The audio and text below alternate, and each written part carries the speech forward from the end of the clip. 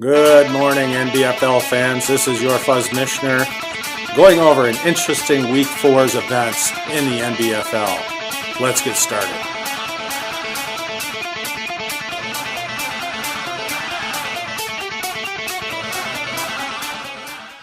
The first game of the week featured another ass whooping on the Rabbit Trail Hares, this time by the Horseshoe Bucks, who scored at least 54 going into Monday night.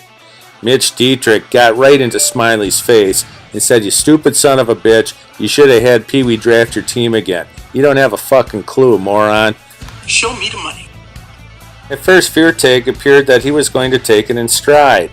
Giving Dietrich a big smile and a nice big hug, he stuck a dirty Sanchez up Dietrich's butt crack as the two embraced.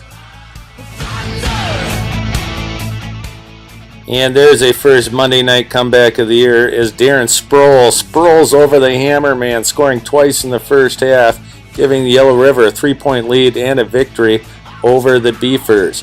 Maybe if Hammer wouldn't spend all of his time bitching about Obamacare, he could do something to shore up his shitty defense.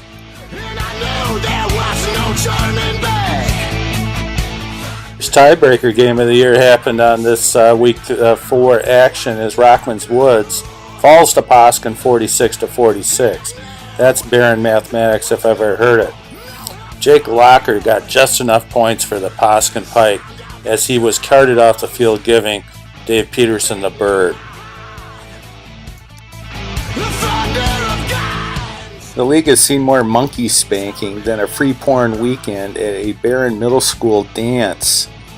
This time it was the Wickwer Warriors taking it to Upper Turtle, beating them handily and still having Jimmy Graham to play. Wickwer is proud to announce that they have hired a new mascot. This is Sheila, son of Thorn, daughter of Groon, who will be representing the franchise. Vamonos, vamonos. Molsey tried to counter with his own mascot. This is little Spank Me, who's trying to represent this proud franchise. In the Battle of the Creek, it was the Doherty Creek Plow Jockeys taking it to the Putt Jackers 35-23. Fuzzy reminding that, "Sean, there's only one that can live on a hill and one that lives in a swamp." Carr was so disenfranchised with his current affiliation with American Family, he decided to join State Farm and do the discount masturbation check. The Hillbillies keep a stranglehold on first place, despite the Beaver Township Dirty Dogs having a great offensive performance themselves.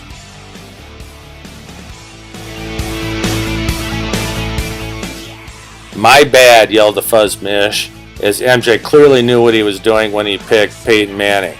Manning was pictured here, smiling happily with his owner. When Johnson wasn't looking, Manning turned around and said to everybody, "My God, that fucker has a huge head."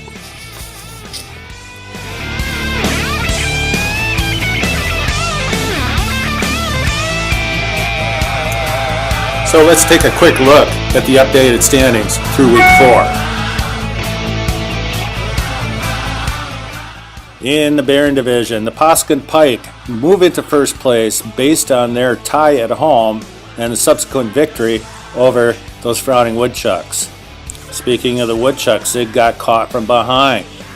Dave Peterson, Dwayne Talbot, Rockman's Woods, and Yellow River tied at a 2-2 records at 221 points scored. The Battle of Doherty Creek, round 1 went to Fuzzy and moves into fourth place by outscoring Sean by about 10 points. Speaking of which, South Doherty is in fifth place, about 15 points behind Doherty Creek.